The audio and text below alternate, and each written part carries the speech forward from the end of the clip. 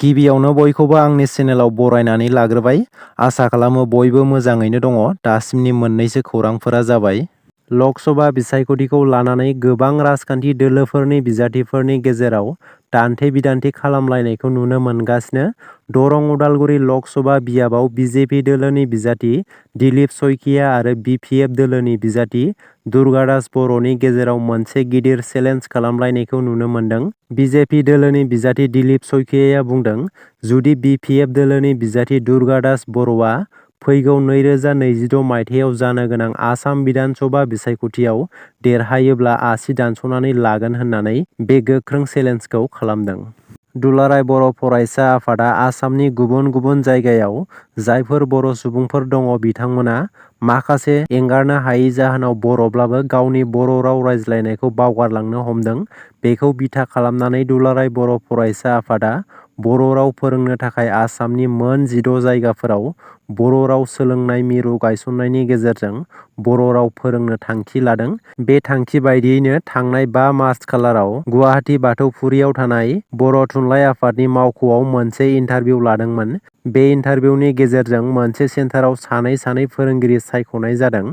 आसामनि चराइदेव, हजाइ, डिब्रुगड़, सनितपुर, गलाघाट, खोला कामरुप, नगाव, लखिमपुर, गुवाहाटी आरो बिश्वनाथ जिल्लाफोराव गासै मोन 16 सोलोंथाइ मिरु गायसननानै गासै सा 32 फोरोंगिरिफोरखौ थिसननाय जायो। सिएम एन्टि कारापसन ब्रान्चआ चिरांनि बिजनी बर' बाजारनि सिडिपिअ ब्रजेन्द्रनाथ दासखौ हमदों। मिथिनो मोननाय बायदिब्ला 4 लाख रांनि बिलआव साइन होनायनि मुङाव 30,000 रां घुस बिदोंमोन आरो 10,000 रां घुस लानाय समाव Brajendranath दासखौ CM anti corruption ब्रान्चआ Bijni महकुमायारि मेजिस्ट्रेटनि मावख'नि लांगोनायाव हमदों। दुलाराय बर' फरायसा आफादा 31 मार्च फरायसा सानखौ दतमायाव थानाय बड'फा उपेन्द्रनाथ ब्रह्मनि मांखरसालि थुलुंगाफुरियाव फालिनो थाखाय साखाफारा जाबाय।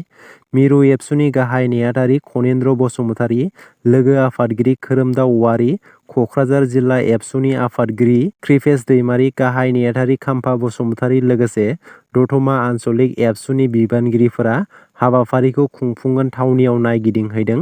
बे हाबाफारियाव गाहाय आलासि महरै महाराष्ट्रनि गागि खौरांगिरि, जाय बड'फा उपेन्द्रनाथ ब्रह्मनि दैदेननायाव दुलाराय बर' फरायसा आफादनि आलादा रायजो बड'लेण्ड सोमावसारनाय खौरांखौ दुलाराय हादरावनो मिथिसार होदोंमोन। बिथांखौ 31 मार्चआव जानो गोनां फरायसा सानाव हांख्रायहरदों होननानै दुलाराय बर' फरायसा आफादनि गाहाय नेहाथारि खनिन्द्र बसुमतारी बिथाङा फोसावना होदों।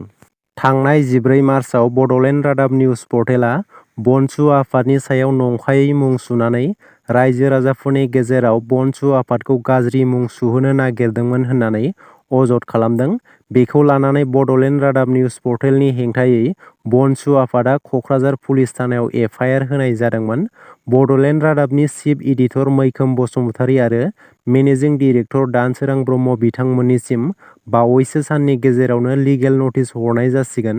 जेरै बनसु आफादखौ नंखायै मुं सुनानै रायजो राजाफोरनि गेजेराव बदनाम खालामनो नाजादोंमोन, थिग बेबादिनो गावनि गोरोन्थिखौ सिमान लानानै बनसु आफादनि सायाव आरो रायजो राजाफोरनि सिगाङाव खौरां बिजोंनि गेजेरजों 5 साननि गेजेराव निमाहा बिनांगौ होननानै मिथिहोदों। जुदि बिथांमोना निमाहा बियाबा बनसु आफादनिफ्राय मानहानि केस जाबसिननानै होनाय जागोन होननानैबो मिथिहोबावदों। फैगौ 1 एप्रिलनिफ्राय मोन 800था लोमजानाय साजानायाव गोनां जानाय मुलिनि बेसेना बांगोन। गासै मुलिफोरनि बेसेना बांनाय लोगो लोगो रायजोआव दुंहाव थासारि सोमजिनो हागौ। मुलिनि बेसेना बांनायनि जाहोनाव सरासनस्रा सुबुंफोरा जिंगा सिनांनो गोनां जानो हागौ। बे बेसेन बांनाया गाहाय थाखोनि सुबुंफोरनि थाखाय गोबां गोहोम खोख्लैनो हागौ। लकसभा बिसायख'थिया फैगौ 19 एप्रिलनिफ्राय जागायसिगोन। बेबादिनो आसामाव मोनथाम खोलोबाव बिसायख'थिया जागोन। बेबाराव न'आव थानानैनो भट हरनो हागोन। जायफोर भट होग्रा बिजाथिफोरा भट मिरुआव थांनानै भट हैनो हाला एबा बैसो जानाय सुबुं आरो देहायारि लोरबां सुबुंफोरा बेबाराव न'आव थानानैनो भट हरनो हासिगोन। बिसायख'थि आय'गआ बे मोजां सुबिदाखौ फोसावनानै होदों। जायफोर सुबुंनि बैसोआ 85 बोसोरनि बांसिन आरो जायफोर सुबुङा देहायारि लोरबां बैसोर सुबुङा पस्टेल भटनि गेजेरजों भट हरनो हागोन होननानै बिसायख'थि आय'गआ फोसावनानै होदों। www.eci.gov.in वेबसाइटआव थांनानै बेनि सोमोन्दै गुवारै मिथिना लानो हागोन। 3 बोसोरसिम मोनसे जायगायावनो थानाय हम सेक्रेटारिसफोरखौ सोलायनो बिथोन होदों बिसायख'थि आय'गआ। हादरनि मोन 6 रायजोनि हम सेक्रेटारिसफोरखौ सोलायनो बिथोन होदों बिसायख'थि आय'गआ। गुजरात, उत्तर प्रदेश, बिहार, झारखन्ड, हिमाचल प्रदेश आरो उत्तराखन्ड रायजोनि हम सेक्रेटारिसफोरखौ सोलायनो बिथोन होदों बिसायख'थि आय'गआ। लक सभा बिसायख'थिखौ नोजोर होनानै बे थांखिखौ लानाय जादों होननानै बिसायख'थि आय'गआ मिथिहोदों। दासिमनि मोननैसो गोनां खौरांफोरा बेनोमोन। गोजोन्थों।